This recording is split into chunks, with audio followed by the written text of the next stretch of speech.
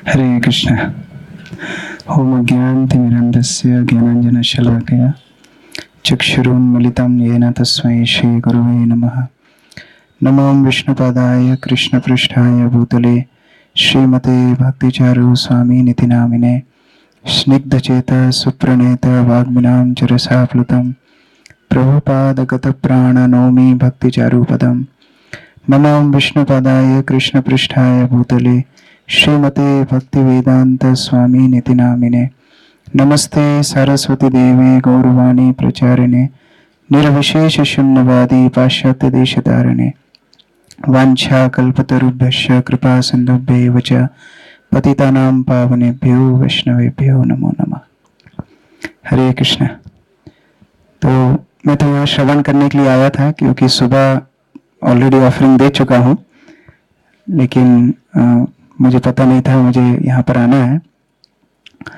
अभी अच्युत मोहन प्रभु बहुत अच्छी तरह से समझा रहे थे कि कैसे भगवान भी अपने भक्तों के लिए अपना प्लान बदल देते हैं। तो हम लोग कुछ प्लान करके यहाँ आए थे लेकिन क्योंकि हमारा उद्देश्य था महाराज को प्लीज करना, महाराज की सेवा करना, तो सेवक भाव से महाराज को जिसमें प्रसन्नता मिले वो काम हमको करना चाहिए। तो यदि वो कंफर्टेबल नहीं है तो फिर उनको हमको फोर्स नहीं करना चाहिए। महाराज जब उज्जैन से जा रहे थे कैलकाटा, एक्चुअली सूरत फिर कैलकाटा, तो उसके पहले मैं चर्चा कर रहा था कि महाराज 31 तारीख का क्या प्रोग्राम है। तो महाराज बोलते 31 को क्या है। तो पूछ रहा था महाराज आपको तो पता है क्या है, और सब भक्त तो बहुत उत्साही हैं, वो कुछ ना कुछ तो करना चाहेंगे। तो महाराज ने बोला कि देखो कितने बड़े बड़े गुरु इस्कॉन में हैं और उनके सबकी मूड को तुम देखो। हम लोग पिछले साल हिज होलीनेस राधानाथ स्वामी महाराज की व्यास पूजा में गए थे और महाराज बोल रहे थे देखो तुम्हें याद है ना, हम लोग गए थे फेस्टिवल ऑफ ग्रेटिट्यूड, वहां पर किसी ने व्यास पूजा शब्द उच्चारण नहीं किया। क्यों? क्योंकि महाराज नहीं चाहते थे। महाराज नीचे बैठे थे, महाराज के पास कोई माला लेके भी नहीं गया, व्यास पूजा शब्द का किसी ने उल्लेख तक नहीं किया। तो जब इतने महान आचार्य हमें सिखा रहे हैं तो क्या हमें उनसे सीखना नहीं चाहिए? फिर उन्होंने बताया कि कैसे अभी मेरे इतने सारे गुरु भ्राता हैं जो मुझसे बड़े हैं या फिर मुझसे ज्यादा सेवा कर रहे हैं। अगर मैं ऐसी पूजा स्वीकार करूंगा तो क्या उनके प्रति मैं अपराध नहीं करूंगा? तो ये भी तुमको सोचना चाहिए। फिर महाराज ने बोला कि देखो कई बार कई गुरु होते हैं जो शिष्य को उद्धार करने के लिए उनके सारे पाप स्वीकार कर लेते हैं, कई बीमार हो जाते हैं, कितनी भौतिक शारीरिक समस्याओं से गुजरते हैं, या फिर कोई सन्यासी का आध्यात्मिक समस्या भी हो जाती है। तो क्या तुम चाहते हो मैं कोई एक कैटेगरी में जाऊं इन दोनों में से? तो फिर मैं चुप हो गया। फिर बोलते हैं कि देखो गुरु महाराज के जाने के बाद भक्त लोग इतने दुखी हैं, भक्त लोग इतने खालीपन महसूस करते हैं, और मेरी सेवा यही है कि मैं उनको कुछ प्रेरणा दे पाऊं। तो तुम्हें नहीं लगता है कि मेरा बचना जरूरी है? अगर मेरा पतन हो जाएगा तो क्या तुम जिम्मेदारी लोगे? तो फिर मैं पीछे हट गया। महाराज बोलते हैं इसीलिए ना तो मेरी व्यास पूजा करो, ना मेरा प्रणाम मंत्र जप करो, ना मेरा पिक्चर कहीं रखो। अब यद्यपि गौरकिशोरदास बाबा जी महाराज ने भी कहा था, लेकिन सिद्धांत सरस्वती ने माना नहीं, तो हम परंपरा में ही है। लेकिन हमें मूड समझना चाहिए कि उनका मूड क्या है और उनकी प्रसन्नता के लिए हमको कार्य करना चाहिए। अच्युत मोहन प्रभु ये भी बता रहे थे कैसे एक गुरु की उपस्थिति होती है 3 चीजों से, उनकी वाणी से, उनके व्यवहार, उनके उदाहरण से और उनके सत शिष्यों से। तो गुरु एक प्रकार से जीवित रहते हैं अपने प्रमाणित शिष्यों के माध्यम से। गुरु तो प्रमाणित हैं, लेकिन शिष्य कितनी प्रमाणित हैं? तो शिष्य जब प्रमाणित होता है, शिष्य जब गुरु को यथावत अनुसरण करता है तो गुरु को वो जीवित रखता है। उसी प्रकार से हम देखते हैं प्रभुपाद के शिष्यों ने प्रभुपाद को जीवित रखा। आज हम गुरु महाराज को देखते थे और हम लोग गुरु महाराज के जब प्रवचन में बैठते थे तो हम लोग वेट करते थे अभी प्रभुपाद के बारे में बोलेंगे। श्लोक कुछ भी हो, कॉन्टेक्स्ट कुछ भी हो, सेमिनार कुछ भी हो, अभी प्रभुपाद के बारे में बोलेंगे। तो प्रभुपाद गत प्राण, मतलब उनकी उपस्थिति में हमें प्रभुपाद महसूस होते थे। उसी तरह हमारे महाराज हैं, उनकी उपस्थिति में हमें गुरु महाराज का सानिध्य का अनुभव होता है, क्योंकि उन्होंने गुरु महाराज के हर एक वचन को अपने जीवन में यथावत अपनाया। और क्यों ऐसा हुआ? क्योंकि from day one he valued Guru Maharaj. Guru Maharaj तो सबके पास उपलब्ध थे। अभी हम जितने भी लोग गुरु महाराज के आसपास भटकते थे, सबके पास खूब कहानियां किस्से हैं गुरु महाराज के बारे में सुनाने के लिए, लेकिन how many of us really valued him? कितने लोगों ने रियली उनके सानिध्य को, उनकी संगति को सराहना की, उसको अपने जीवन में उतारा? मैं जब बहुत छोटा था तो एक ऐसा स्थिति आई कि हम लोग उज्जैन में गए थे और रथ यात्रा के लिए गुरु महाराज आने वाले थे। तो हम लोग 3-4 दिन पहले ही पहुंच गए और उस समय रामचरण प्रभु, कृष्ण मुकुंद प्रभु और 2-3 भक्त थे। तो खबर मिली गुरु महाराज आने वाले हैं, तो बहुत हम लोग उत्साहित हो गए। हमने गुरु महाराज की संगति प्राप्त की, लेकिन फिर सूचना अगले दिन मिलती है कि गुरु महाराज रथ यात्रा में यहां नहीं रहेंगे, गुरु महाराज कलकत्ता जा रहे हैं। तो हमारा मन बड़ा दुखी हो गया। तो हम लोग सोचने लगे, हम तो आए गुरु महाराज की संगति लेने के लिए, लेकिन गुरु महाराज कलकत्ता जा रहे हैं, तो अब कैसे उनकी संगति मिलेगी? तो हम लोगों ने आपस में प्लान बनाया और सुझाव ऐसा दिया गया कि आप भी कलकत्ता जा सकते हैं। अब कैसे जाएं? हमने ट्रेन देखी, गंगा नारायण प्रभु को पूछा, उन्होंने बोला ये ट्रेन देखो, ये ट्रेन देखो। कोई भी ट्रेन ऐसी मैच नहीं हो रही थी कि जहां हम गुरु महाराज का संग कलकत्ता में प्राप्त कर पाए। Only option left was flight. और ये बात मैं बता रहा हूं आज से लगभग 13 साल पहले की। उस समय 7,000 रुपए का एक टिकट था, मुझे याद है, और हम 5 भिक्षुक थे। स्टूडेंट मतलब भिक्षुक ही होते हैं। तो 5 लोगों का टिकट मतलब 35,000 रुपए हम लोग कहां से लाते? तो हम लोग चर्चा कर रहे थे कहां से जुगाड़ेंगे। तो जिसने जहां से उधार लेने का प्रयास किया, मंदिर में जितने गृहस्थ भक्त थे सबसे हमने उधार लिया और ऐसे जैसे हमने पैसे जुटाए। फिर एक भक्त को पता लगा कि हम लोग ऐसी मेहनत कर रहे हैं, 35-40 हजार रुपए हमने इकट्ठे किए क्योंकि हम 2 दिन गुरु महाराज का संग लेना चाहते हैं कलकत्ता में। तो उन्होंने हमको बोला, देखो तुम क्यों इतने पैसे बर्बाद कर रहे हो? 1 घंटे फ्लाइट में जाओगे, वहां लेक्चर तो तुम ऑनलाइन भी सुन सकते हो। एक काम करो, ये डोनेशन दे दो। फंड रेजर कुछ ऐसे ही होते हैं कि दिमाग घुमा देते हैं, तो मेरी सेवा भी वही है। तो 40,000 रुपए एक बड़ी अमाउंट थी उस समय पर। उन्होंने बोला एक काम करो, ये डोनेशन दे दो, गुरु महाराज तुमको वैसे ही एसोसिएशन दे देंगे। तो हमको आइडिया अच्छा लगा, तो हम वो पैसे को रख करके गंगा नारायण प्रभु के रूम में गए। तो उस समय पर महाराज एकदम गमछा पहन करके लेटे हुए थे अपने रूम में, और उनका स्टाइल है जब हम लोग जाते भी हैं तो वो ऐसे ही आ जाओ। तो हम लोग ऐसे आसपास में बैठ गए, महाराज लेटे हुए हैं, बोले बताओ। तो हमने बोला महाराज हमको प्रभु जी हमको बहुत अच्छा एक आइडिया मिला है कि गुरु महाराज को हम डोनेशन दे देते हैं, गुरु महाराज तो वैसे ही हमको एसोसिएशन दे देंगे और लेक्चर हम ऑनलाइन सुन लेंगे। तो महाराज उठ करके बैठ गए। महाराज बोलते हैं, तुम कितने मूर्ख लोग हो, तुम सोना बेच करके आलू खरीद रहे हो। बोलते हैं क्या करोड़ों करोड़ों रुपए देकर भी क्या गुरु महाराज का एक क्षण की संगति भी तुम प्राप्त कर सकते हो? यहां तुम्हें 40,000 रुपए में 2 दिन गुरु महाराज का एसोसिएशन मिल रहा है, तुम कितने मूर्ख हो। तो मेरा दिमाग खुला कि ये जो महाराज गुरु महाराज के साथ छाया जैसे हैं, इनका गुरु महाराज को देखने का दृष्टिकोण कितना पवित्र है, इसलिए वो गुरु महाराज की संगति इतनी तरह से ले सके। जब मैं गुरु महाराज की सेवा में नियुक्त भी हुआ तो महाराज की कृपा से ही हुआ। तो मेरा ऐसा प्लान था कि मैं रिपीट करूं। मेरा सिलेक्शन अच्छे कॉलेज में नहीं हुआ था, तो रिपीट करने के लिए सुझाव दिया गया, तो मैं रिपीट करने के लिए तैयारी कर रहा था। तो महाराज की इच्छा थी कि मैं रिपीट करूं और अच्छे कॉलेज में जाऊं, तो मैं तैयारी कर रहा था। फिर गुरु महाराज से महाराज ने पूछा तो गुरु महाराज ने मना कर दिया, और फिर महाराज ने ऐसी प्लानिंग बिठाई कि मैं सेवा में नियुक्त हो जाऊं। सेवा में गया तो हम पहली सिटी गुजरात में गए थे, बड़ौदा। और बड़ौदा पहुंचने के बाद पहली सरणी गुरु महाराज की हमने की। तो एक भक्त हमको गाइड कर रहे थे, हम वैसे करते जा रहे थे। अब क्या होता है, जब गुरु महाराज ने प्रसाद लिया तो वो प्लेट लेकर के हमको बाहर जाना था। गुरु महाराज का ग्लास भी था पानी का। अब कई बार जब आप कई सामान लेकर के जाते हो तो पानी का ग्लास ढुलक जाता है, तो उन्होंने क्या किया, उस ग्लास को टेढ़ा रख दिया थाली के अंदर। अब वो पानी से पूरा जो गुरु महाराज का थोड़ा नमक छूटा हुआ था, उसमें 2-4 कुछ छोटी छोटी मिर्ची वगैरह थी, वो पानी में हो गई। मैं थाली लेकर के आया तो महाराज रूम में थे, हमारे जो सेवक का रूम था। मैंने बोला किसकी थाली है? मैंने बोला गुरु महाराज की थाली है।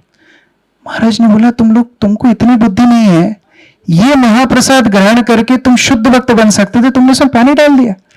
महाराज इसमें नमक और केवल मिर्ची है। मुझे तुम नमक मिर्ची देख रहे हो, लेकिन मैं इसमें गुरु महाराज का महाप्रसाद देख रहा हूं। तो ये दृष्टिकोण उनका था, इसलिए वो गुरु महाराज को इतना समझ पाए, उनकी सारी शिक्षाओं को अपना पाए। और इसीलिए जब गुरु महाराज का तिरोभाव हुआ, उसके बाद उन्होंने हर वो चीज की जो गुरु महाराज उनसे चाहते थे, या गुरु महाराज ने अपने व्यक्तित्व में अपनाया। हम सब बोलते हैं महाराज वैष्णव सॉन्ग गाते हैं, ये इस्कॉन में बहुत यूनिक है, लेकिन ये वैष्णव सॉन्ग की शुरुआत गुरु महाराज ने की थी।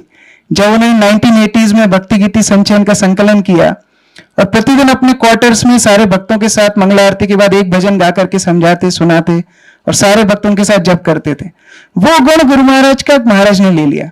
और आज हम देखते हैं कि जब वो वैष्णव भजन गाते हैं या समझाते हैं, कितनी पवित्रता, कितनी कृष्ण भावना भावित, हम केवल उसको श्रवण मात्र करके हो जाते हैं। मेरी पहली क्लास महाराज की थी, निताई पद कमल भजन मैंने सुना था, मुझे कोई आइडिया नहीं था नित्यानंद प्रभु क्या है, लेकिन जब महाराज से श्रवण किया, जब उनकी उस स्वर को सुना, उनके भजन के राग को सुना, उस भाव को सुना, तो मेरा हृदय उनके प्रति आकर्षित हो गया। ये गुण उन्होंने गुरु महाराज से लिया। गुरु महाराज ने अभय चरण सीरियल बनाया, तो अभय चरण सीरियल हम लोगों ने एक एक बार देख करके शायद छोड़ दिया होगा, लेकिन महाराज ने उसको टास्क ले लिया कि नहीं, अभी अभय चरण को हर भाषा में ट्रांसलेशन होना चाहिए। और अभी कितनी भाषाओं में ट्रांसलेशन हो चुका है। उड़िया भाषा में अभय चरण का विमोचन स्वयं राष्ट्रपति ने किया। ये बहुत बड़ी अचीवमेंट है। अगर आज गुरु महाराज होते तो कितने प्रसन्न होते, महाराज के ऊपर कितने प्राउड फील करते। अभी रशियन भाषा में हो चुका है, कई 3-4 भाषाओं में और अभी कार्यरत हैं भक्त लोग। तो ये गुरु महाराज का उन्होंने संगति के असर लिया। हम लोग जब कोरोना के टाइम पे गुरु महाराज की क्लास सुनते थे, शाम को 6 बजे गुरु महाराज उद्धव गीता पे क्लास देते थे। क्लास के बाद प्रश्नोत्तर होते, गुरु महाराज सबके प्रश्नों का उत्तर देते, प्राइज क्विज का प्राइज स्कोर्स बताते, और उसके बाद माइक देते, now I hand over to Bhakti Prem Maharaj, he will lead कीर्तन। तो वो महाराज को जो गुरु महाराज ने बोला, तो मैं बाद में महाराज को बोल रहा था, महाराज गुरु महाराज कीर्तन के लिए नहीं बोल रहे थे, महाराज गुरु महाराज ये बोलना चाह रहे थे कि now I am leading this world, now I am handing over all of us to you. तो महाराज हंसने लगे। महाराज बोलते हैं कि हाँ, गुरु महाराज चाहते थे मैं कीर्तन करूं, इसलिए मैं मंदिर में रोज कीर्तन करता हूं। और आज भी आप लोग आएंगे, जब महाराज मंदिर में रहते हैं तो संध्या आरती के बाद 1.5 से 2 घंटा वो मंदिर में कीर्तन करते हैं। क्यों? कि गुरु महाराज ने उनको सेवा दी थी कीर्तन करने की। तो एक एक गुण आप एक एक चीज को पकड़ेंगे, देखेंगे कैसे महाराज गुरु महाराज के एसोसिएशन को सराहना किए, अपने जीवन में उसको वैल्यू किए। एक बार गुरु महाराज, हम लोग सैनफोर्ड में थे, शाम का समय था, गुरु महाराज पेपर में अपने सारे प्रोजेक्ट्स को लिख रहे थे, और कैसे सारे प्रोजेक्ट्स को गुरु महाराज हेल्प करते थे। कई मिनिस्ट्रीज को फाइनेंशियली हेल्प करते थे, जीबीसी को फाइनेंशियली हेल्प करते थे। तो अभी जब महाराज गुरु बने तो उन्होंने भी वो कार्य शुरू किया। अभी अद्वैत आचार्य प्रभु बता रहे थे कि पहली दीक्षा का, लेकिन महाराज ने अभी तक 3 दीक्षा दी, तीनों की प्रणामी महाराज ने जीबीसी को स्पुर्द की। और अभी तक कोई भी सन्यासी गुरु ने ऐसा नहीं किया। तो जीबीसी ने उनको बुलाया जीबीसी मीटिंग में, और सारे जीबीसी ने एक साथ उनको धन्यवाद दिया कि आपने अपने गुरु महाराज के मूड को ग्रहण किया है, क्योंकि भक्तिचार्य महाराज ऐसे थे जो हमको फंडिंग देते थे, उनके जाने के बाद आप हमको फंडिंग दे रहे हो। तो ये एक शिष्य का भाव है, गुरु के भावना को, गुरु की सेवा को जागृत रखना। गुरु महाराज उज्जैन मंदिर को इतना पसंद करते थे, तो उज्जैन मंदिर में महाराज समय देते हैं। जहां जहां गुरु महाराज ट्रैवल करते थे, वहां वहां महाराज ट्रैवल कर रहे हैं। ये आसान काम नहीं है। गुरु महाराज का शरीर चिन्मय था, वो जो भी भोजन लेते थे पच जाता था, जहां भी जाते थे उनको कोई बीमारी नहीं थी, कोई डाइट चार्ट नहीं था। लेकिन महाराज के शरीर में कई व्याधियां भी हैं, कई समस्याएं भी हैं, फिर भी महाराज ट्रैवल करते हैं, फिर भी महाराज गुरु महाराज की इच्छा को पूरी करते हैं। तो उस रात में जब गुरु महाराज सारे प्रोजेक्ट्स को लिख रहे थे, तो प्रोजेक्ट्स को लिखने के बाद गुरु महाराज बहुत चिंतित उसके ऊपर मनन कर रहे थे। तो मैं बहुत देर से गुरु महाराज को दूर से देख रहा था कि गुरु महाराज चिंतित हैं, स्ट्रेस्ड हैं, टेंस्ड। तो मैं जाकर के गुरु महाराज के पास बहुत हिम्मत करके मैंने गुरु महाराज को पूछा, Guru Maharaj is everything okay? तो गुरु महाराज बोलते हैं, see I am starting so many projects, who will take care of my projects? तो इसका उत्तर तो मैं नहीं दे पाया, मैं शांत खड़ा था। फिर गुरु महाराज बोलते हैं, I don't know about these projects, but at least Bhakti Prem Maharaj will take care of my devotees. तो ये वचन महाराज गुरु महाराज ने उस समय बोला था।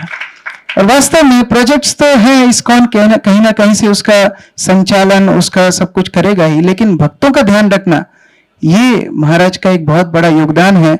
कई बार हम देखते हैं उनका फोन दिन रात बजता है, वो इतने व्हाट्सएप रिप्लाई करते हैं। हमारी भक्तों की हमसे शिकायतें रहती है कि हम फोन नहीं उठाते, हम रिप्लाई नहीं करते, लेकिन भक्ति प्रेम महाराज जिनके पास पूरी दुनिया फोन व्हाट्सएप मैसेज कर रही है, उनका रिप्लाई तुरंत आ जाता है, वो तुरंत रिप्लाई करते हैं, हर ईमेल का रिप्लाई करते हैं। क्यों? क्योंकि गुरु महाराज ने उनको ये सेवा दी है कि आप भक्तों का देखभाल कीजिए। उसी के साथ हम लोग देखते हैं गुरु महाराज के जाने के बाद भक्तों के मन में ये था कि भक्ति प्रेम महाराज दीक्षा दें, और महाराज का एकदम स्वभाव उल्टा है। वो सन्यास लिए हुए उनको 10 साल हो जाएंगे अभी, लेकिन उनको अभी तक ये समझ में नहीं आया कि वो सन्यासी है, उनको यही लगता है कि वो ब्रह्मचारी है। तो अभी भी वो कई बार ऐसे काम करते हैं जो हमको बताना पड़ता है, महाराज जब आप सन्यासी हैं। और ऐसे भक्त को गुरु की पदवी स्वीकार करना उनके लिए कितनी बड़ी ऑस्टेरिटी है।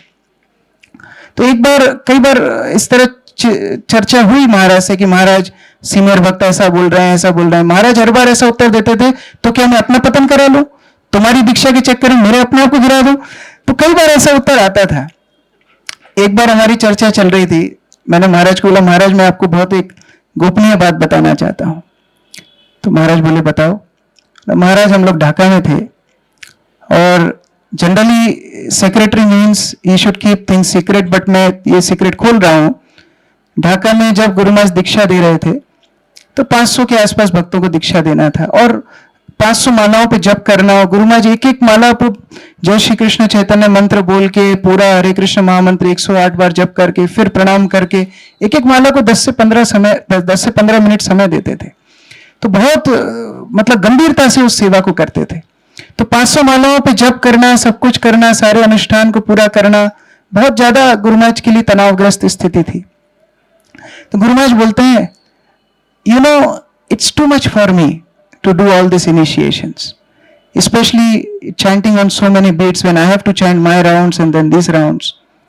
I think now Bhakti Prem Maharaj should chant on these beats.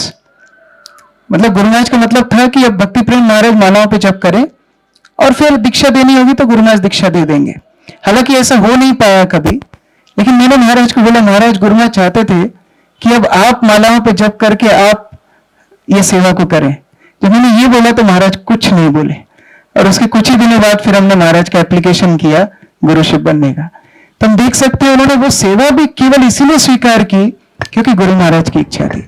तो इस तरह हम लोग बहुत बहुत भाग्यशाली हैं कि उनके उदाहरण से, उनकी शिक्षाओं से, उनके चरित्र से, उनके हर एक क्रिया से हम लोग कितनी सारी शिक्षाएं ले सकते हैं, अपने जीवन को उनके आदर्शों के अनुसार चला सकते हैं, और उसी माध्यम से हम लोग महसूस कर सकते हैं कि श्री श्रीमद् भक्तिचार्य स्वामी गुरु महाराज हमसे क्या अपेक्षा करते होंगे, या प्रभुपाद हमसे क्या अपेक्षा करते होंगे।